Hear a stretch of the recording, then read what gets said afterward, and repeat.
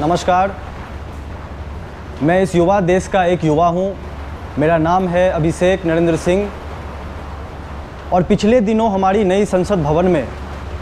महिलाओं के लिए महिला विधेयक कानून आया, जिसके लिए मैं आदरणीय प्रधानमंत्री श्री नरेंद्र मोदी जी को, विपक्ष के नेता श्री राहुल गांधी जी को और सभी देशवासियों को बधाई देता हूँ। साथ में मैं इस युवा देश में, जहाँ पर कि आधी से ज़्यादा आबादी आज युवाओं की है, लेकिन आज युवा राजनीति के अंदर, लोकतंत्र के मंदिर लोकसभा के अंदर, राज्यों के विधानसभा के अंदर उनकी उपस्थिति ना के बराबर है। तो मैं आदरणीय मोदी जी से इसी सत्र में या आने वाले सत्र में 2024 से पहले यूथ रिप्रेजेंटेशन बिल लाने की मांग करता हूं, क्योंकि इस लड़ाई को पिछले 5 वर्षों से हम लोग लड़ रहे हैं। युवा देश में युवाओं की भागीदारी राजनीति में सुनिश्चित करना,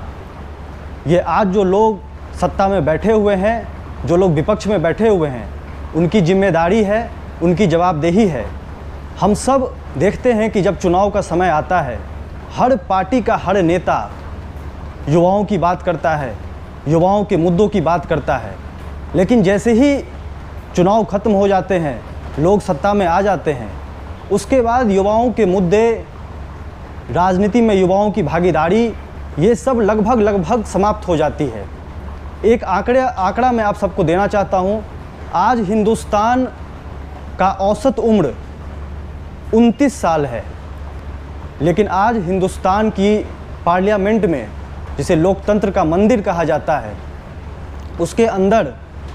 सिर्फ 1.5% 30 साल से कम उम्र के सांसद हैं। हिंदुस्तान के अंदर भारत की संसद में युवा सांसदों की जो उपस्थिति है वो सिर्फ 8% है, और उनमें से भी ज़्यादातर वो युवा सांसद हैं जिनको राजनीति विरासत में मिली हुई है। आज दुनिया भर में जो देश बूढ़े देश हो चुके हैं, जिनकी औसत उम्र 55 साल 60 साल हो चुकी है, उन देशों में भी 30 साल से कम उम्र के सांसदों की संख्या 14% 15% है।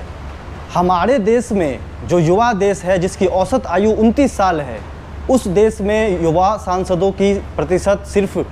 1.5% होना, ये दिखाता है कि राजनीति के अंदर युवाओं के दरवाजे लगभग बंद हैं, जिस पर कोई बात नहीं करता है। अगर युवाओं के मुद्दे बेरोजगारी है, अगर युवाओं का मुद्दा आर्टिफिशियल इंटेलिजेंस है, अगर युवाओं का मुद्दा महंगाई है, तो इस पर कौन बात करेगा? अगर हमारे देश के संसद में, हमारे राज्य के विधानसभाओं में युवाओं की भागीदारी नहीं होगी, उनको वहाँ तक पहुँचने ही नहीं दिया जाएगा, तो फिर उनके मुद्दे की बात कौन करेगा? मैं ये नहीं कह रहा हूँ कि अनुभवों की ज़रूरत नहीं है, बिल्कुल अनुभवी लोगों की हमें ज़रूरत है, हमारे अभिभावकों की हमें ज़रूरत है, लेकिन युवाओं के मुद्दे को अच्छी तरीके से युवा ही समझ सकते हैं। जिस तरीके से महिलाओं के मुद्दे महिला उसको बेहतर तरीके से रख सकती हैं, उसी तरीके से युवाओं के जो मुद्दे हैं, युवाओं के जो सपने हैं, उसको लेकर युवा ही संसद में दहाड़ेगा, तभी जाकर इस देश की एक मजबूत नींव रखी जाएगी। हमारा देश का संसद नया बना है, हमारा देश युवा है, उसमें ऊर्जा है, उसमें क्षमता है। तो अब ये समय आ गया है जब इस देश में यूथ रिप्रेजेंटेशन बिल को लाया जाए और इस देश के युवाओं को राजनीति में जो उनके दरवाजे हैं उसको खोला जाए और उसको खुली बाहों से उसका स्वागत किया जाए, खुले मन से उसको लाया जाए, और सभी दल के नेता, सभी पार्टियों के जो लोग हैं, उसको इसका समर्थन करना चाहिए और यूथ रिप्रेजेंटेशन बिल हिंदुस्तान के युवाओं को उन्हें देना चाहिए। जब इस देश को आज़ादी मिली थी, तो उस समय में जो पहली संसद इस देश की बनी थी 1951 में, उसमें 55% युवा सांसद थे, लेकिन आज सिर्फ हमारे देश में के संसद में सिर्फ 8% युवा सांसद हैं, और जबकि देश दिन पर दिन नया होते जा रहा है, देश युवा होते जा रहा है। तो मेरा मानना है कि इस विषय पर आप सभी लोगों से मुझे समर्थन भी मिलेगा, और इसके साथ साथ यह आवाज़ यूथ रिप्रेजेंटेशन बिल की